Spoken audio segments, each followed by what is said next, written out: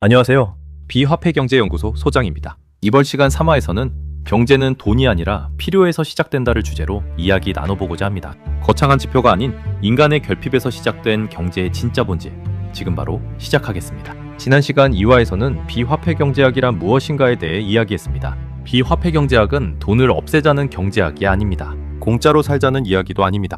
옛날 물물교환으로 돌아가자는 말도 아닙니다. 비화폐경제학은 사람의 필요, 자원, 노동, 기술, 신뢰, 연결, 순환을 중심으로 삶을 다시 조직하는 경제학입니다.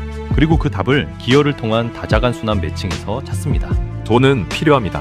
하지만 돈만으로는 충분하지 않습니다. 그래서 우리는 경제를 다시 보아야 합니다. 돈의 흐름만이 아니라 필요의 흐름을 보아야 합니다. 시장의 거래만이 아니라 삶을 지탱하는 순환을 보아야 합니다. 오늘은 지난 시간의 질문에서 한 걸음 더 들어가 보겠습니다. 경제는 정말 돈에서 시작되는가? 아니면 사람의 필요에서 시작되는가? 오늘의 주제는 이것입니다.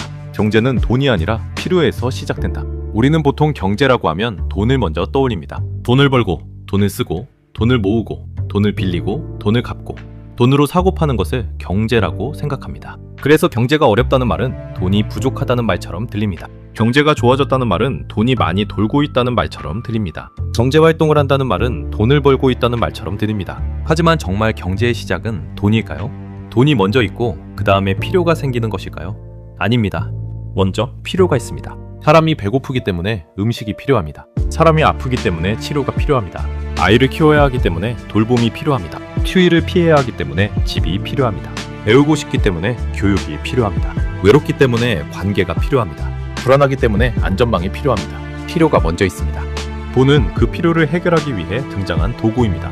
돈이 필요를 만든 것이 아닙니다. 필요가 돈을 사용하게 만든 것입니다. 이 순서를 바르게 보는 것이 중요합니다. 물론 현대사회에서 돈은 매우 중요합니다.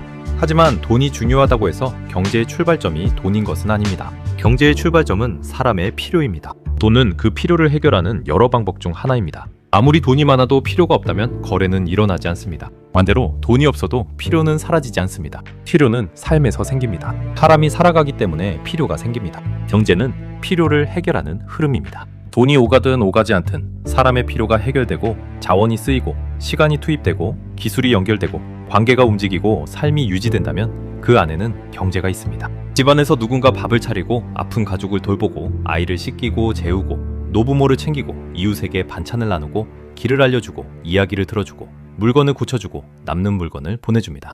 여기에 돈이 오가지 않을 수 있습니다. 하지만 가치가 없습니까? 아닙니다. 이것들은 모두 삶을 유지시키는 활동입니다. 사람의 필요를 해결하는 활동입니다. 생활의 붕괴를 막는 활동입니다. 시중경제는 시장 안에서 가격이 붙은 것, 화폐로 거래된 것, 수익과 비용으로 계산된 것을 중심으로 보았습니다. 이것은 분명 중요한 경제입니다. 하지만 이것만 경제라고 보면 삶의 많은 부분이 사라집니다. 돌봄이 사라지고 나눔이 사라지고 이웃의 도움이 사라지고 가족 간의 노동이 사라지고 지역의 관계가 사라집니다. 그래서 우리는 경제를 다시 봐야 합니다. 현실에는 돌봄이 필요한 부모, 고립된 청년, 외로운 노인, 빈 공간, 남는 물건들이 존재합니다.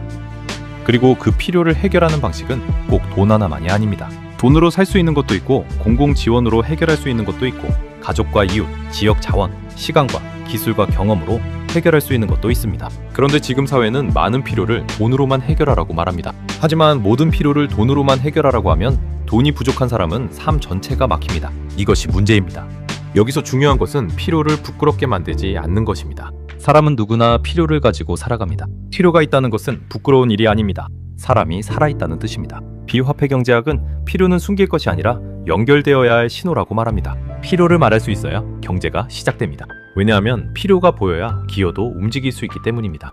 그래서 첫 번째는 필요의 발견입니다. 두 번째는 자원의 발견입니다.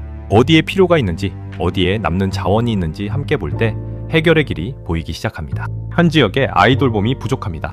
이 문제를 돈으로만 보면 비용만 보입니다. 하지만 시간 있는 사람, 육아 경험이 있는 사람, 남는 물건, 사용할 공간을 함께 보면 새로운 해결 가능성이 나타납니다. 한 청년이 고립되어 있습니다.